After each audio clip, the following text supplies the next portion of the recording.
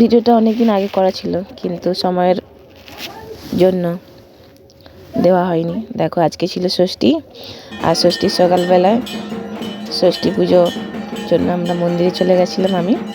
আর দেখো পুজো শুরুও হয়ে গেছে, আমি অঞ্জলিও দিয়ে দিয়েছি।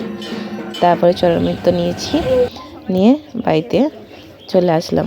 আজকে ছিল আমাদের পুরীর যাওয়ার দিন।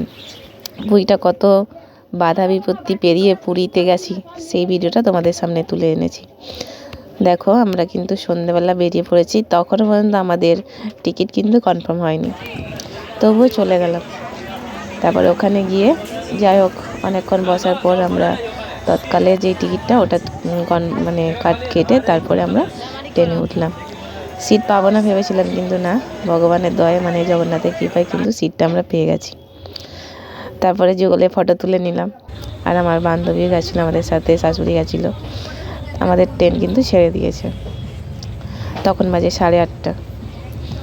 তারপরে সেখানে একটুখানি ভিডিও করে নিলাম।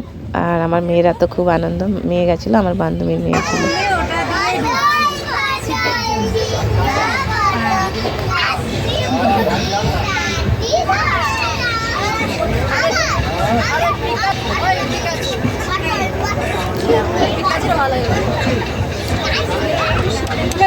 সত্যি কথা বলতে ছোটোবেলার যেই দুষ্টুমিগুলো সত্যি খুবই মজার। ওদেরকে দেখে আমরা নিজেরা নিজেদের ছোটোবেলার কথা মনে পড়ে যাচ্ছিল, যে আমরাও একসময় কত না কত বদমাশি করেছিলাম।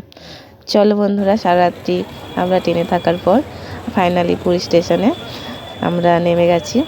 আমাদের মতো আরও তো গেছে সবাই, দেখতেই পাচ্ছ। আর সারারাত্রি ঘুম নেই চোখে, বসে বসে আমি আর আমার বান্ধবী বসে বসে এসেছি, ওরা সব ছিল। আর তারপরে দেখো গাড়িতে করে আমরা ফাইনালি পুরী বিচে চলে এসেছি।